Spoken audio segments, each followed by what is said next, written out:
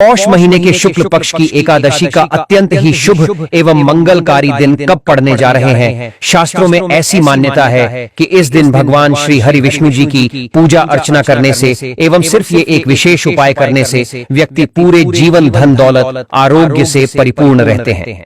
तो चलिए दोस्तों जानते हैं साल की सबसे पहली एकादशी 9 जनवरी या 10 जनवरी किस दिन मनाई जाएगी। क्योंकि इस दिन एकादशी 2 दिन मनाई जाएगी, तो आपको किस दिन इस एकादशी का व्रत रखना है, हरिद्वार में एकादशी कब मनाई जाएगी, साथ ही इस दिन आपको कौन सी चीजें खानी है एवं भगवान को वो कौन सी चीज का आपको भोग लगाना है जिससे आपको भगवान श्री हरि विष्णु और माता लक्ष्मी जी की कृपा, उनका आशीर्वाद प्राप्त हो सके। साथ ही आप ये भी जानेंगे कि एकादशी तिथि का पारण किस दिन किया जाएगा। एकादशी की कथा एवं संपूर्ण पूजा विधि आपको इस वीडियो के माध्यम से प्रदान की जाएगी। लेकिन उससे पहले दोस्तों आप कमेंट बॉक्स में जय श्री लक्ष्मी नारायण जरूर लिख दें, जिससे भगवान श्री हरि विष्णु और माता लक्ष्मी जी की असीम कृपा आपको एवं आपके पूरे परिवार को प्राप्त हो सके। साथ ही साथ आप अपनी राशि भी कमेंट सेक्शन में जरूर लिख देना, ताकि यदि हमारे पास आपके लिए कोई ऐसा उपाय होगा जिससे इस एकादशी आपको भगवान की असीम कृपा प्राप्त हो सके, तो वह हम आके आपके कमेंट के रिप्लाई में अवश्य बता देंगे। और हम जो भी जानकारी देते हैं वह पंचांग और ज्योतिष शास्त्र पर आधारित होती है,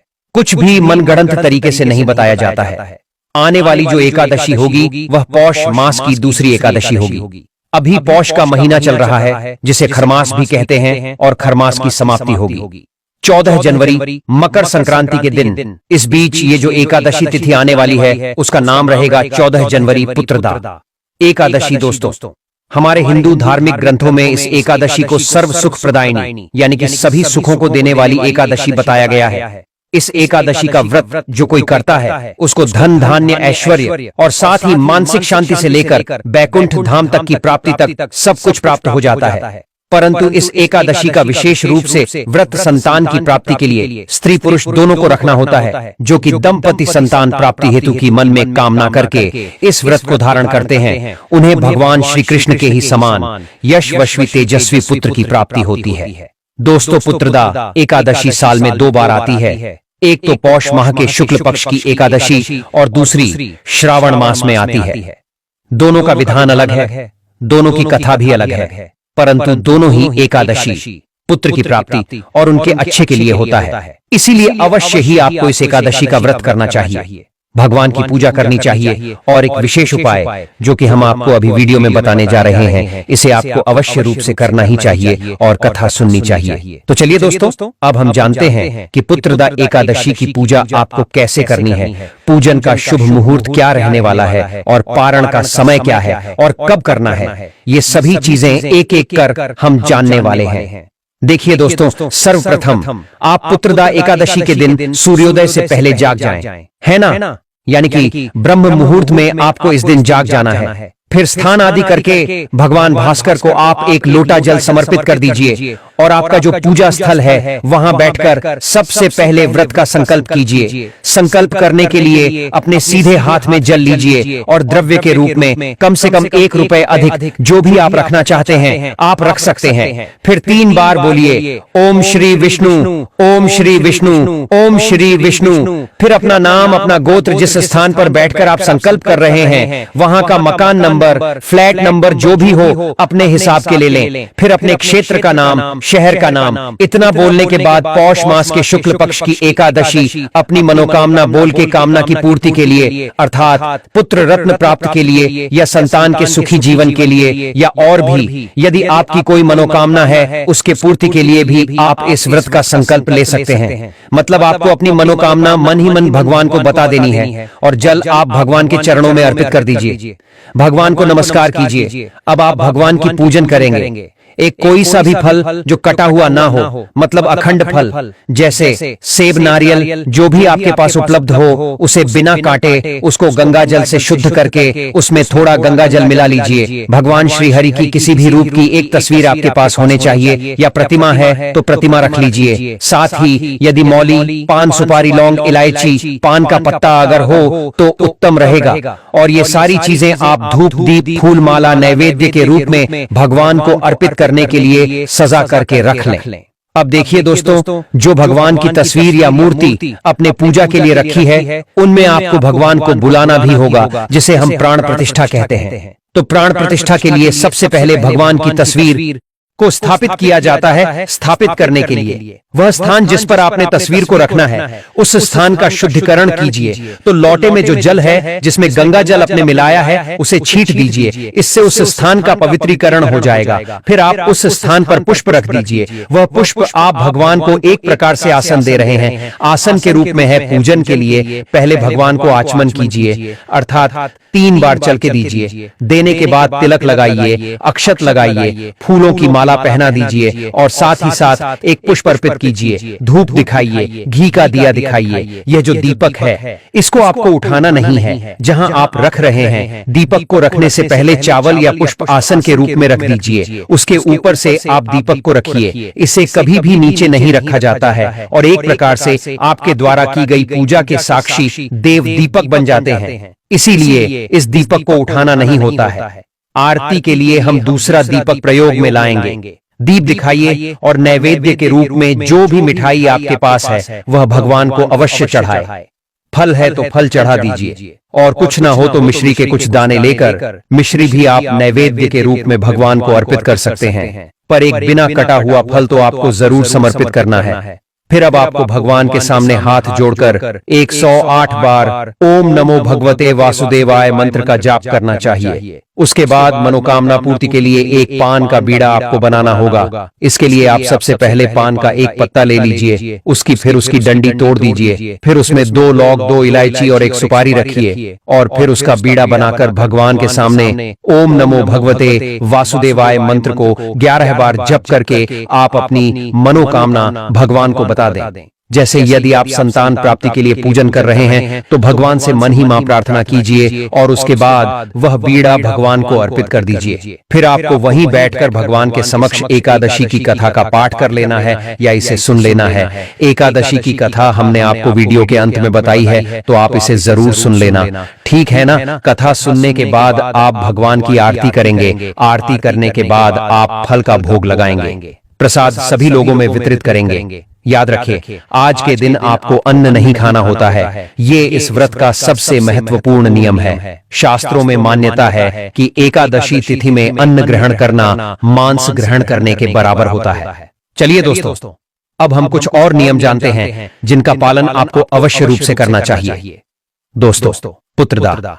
एकादशी के दिन तुलसी का पूजन करने का भी काफी ज्यादा महत्व बताया गया है। तो आपको पुत्रदा एकादशी के दिन तुलसी का पूजन अवश्य ही रूप से करना है और तुलसी के नीचे एक दीपक जरूर जलाना है और तुलसी का आपको पूजन करना है। इसे आपका व्रत सफलतापूर्वक पूर्ण माना जाएगा। आज के दिन आपको अन्न नहीं ग्रहण करना है, ये बात तो आपने जान ली। पर जो व्रत नहीं कर रहे हैं, उन्हें भी आज के दिन चावल का सेवन नहीं करना चाहिए। चावल वर्जित है। जो व्रती हैं, उन्हें केवल फलाहार ही करना चाहिए। जैसे आप कुटू और या सिंघाड़े से बनी हुई कोई भी वस्तुएं खा सकते हैं, अर्थात पूरी बनाते हैं, लोग पकड़िया बनाते हैं और खीर भी बनाते हैं। परंतु यह ध्यान रखिएगा कि इसमें जो नमक है, उसका प्रयोग नहीं किया जाता है। मिर्च का प्रयोग नहीं किया जाता है। काली मिर्च या सेंधा नमक का भी प्रयोग व्रत में वर्जित होता है। और तामसिक पदार्थ जैसे मांस, मदिरा जैसी चीजें आपको इस दिन नहीं खानी होती हैं। आपको केवल आज के दिन सादा भोजन करना चाहिए। मांसाहार और तामसिक पदार्थ से आपको बचना चाहिए।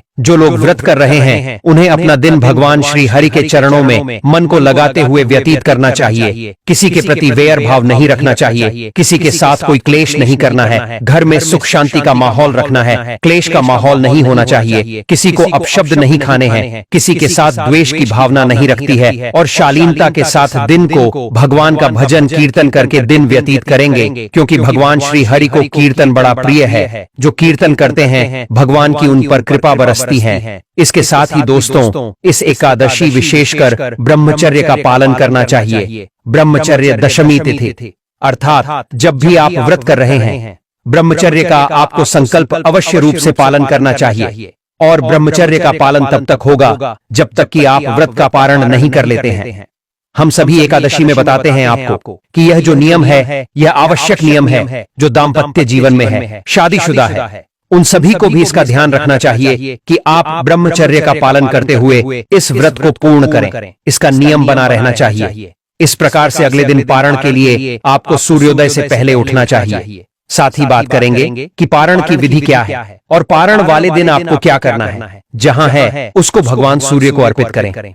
भगवान को आप एक लोटा जल में आप लाल पुष्प अक्षत अर्पित कीजिए, फिर 3 बार जल भगवान के ऊपर छींट दीजिए। जल छींटने के बाद भगवान को तिलक लगाइए। तिलक लगाकर अक्षत लगाइए, फूलों की माला पहनाएं, धूप दिखाइए और दीप दिखाइए। दीप दिखाने के बाद भगवान को नैवेद्य के रूप में आज आपको काले तिल से बनी हुई कोई मिठाई या लड्डू आदि अर्पित करना चाहिए। काला तिल ना हो तो आप सफेद तेल से बना हुआ अभी अर्पित कर सकते हैं। नमस्कार कीजिए और भगवान को पारण का भोग लगाइए। पारण कीजिए और भगवान को पारण का भोग लगाइए। आपको पीले चावल का भोग भगवान को लगाना चाहिए। पीले चावल ना बने तो फल का भोग लगा सकते हैं। ये जो भी सात्विक आहार आप घर में बना रहे हैं उसका भोग भी लगा सकते हैं। विशेष रूप से केसर की खीर का भोग भी पुत्रदा एकादशी पर लगाया जाता है और उसको प्रसाद को जो रति है उसे पारण के समय ग्रहण करना चाहिए।